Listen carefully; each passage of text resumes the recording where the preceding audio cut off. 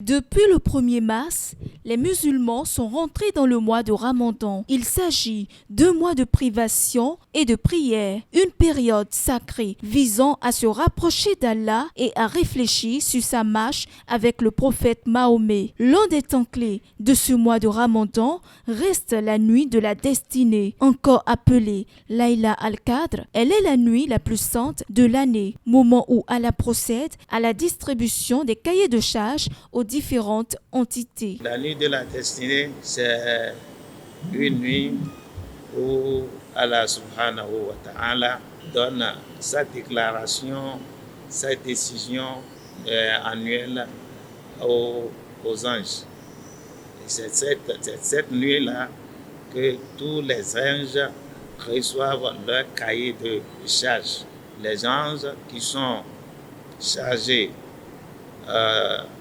de repartir les biens prennent leur cahier de charge.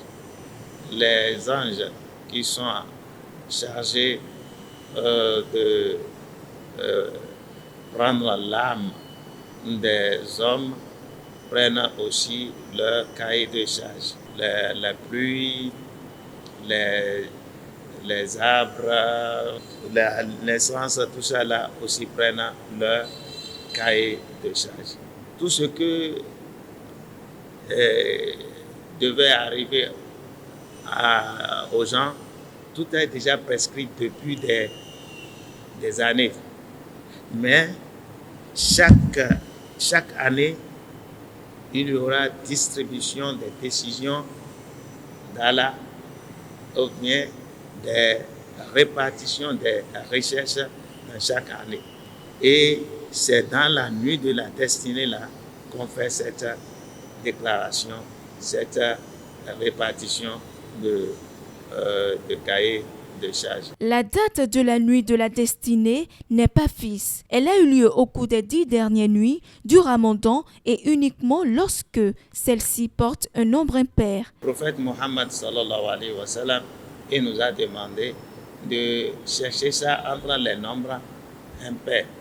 Ça veut dire que la 21e nuit, la 23e nuit, la 25e nuit et la 27e nuit ou la 29e nuit.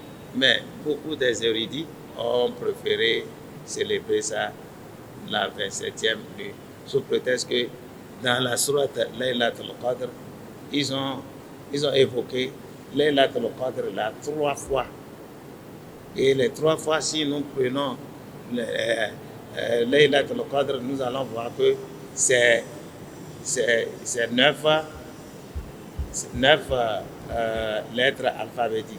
Et si vous multipliez les 9 lettres alphabétiques par 3, ça fait 27 lettres. C'est pourquoi ils ont dit que Laylatul Qadr, là, la nuit de la destinée, là, c'est la 27e nuit. Ce mois sacré pour les musulmans tire à sa fin, mais les 10 derniers jours sont les plus importants.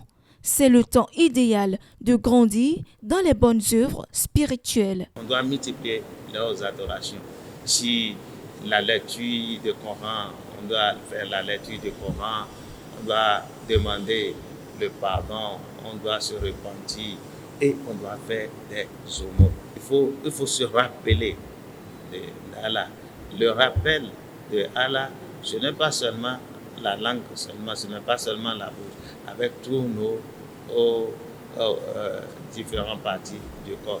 Nous devons se rappeler d'Allah. Pendant cette sainte nuit de la destinée, les musulmans prient jusqu'à l'aube. La nuit est assez courte pour élever vers Dieu ses supplications et l'on recommande à tous les musulmans d'honorer cette pratique.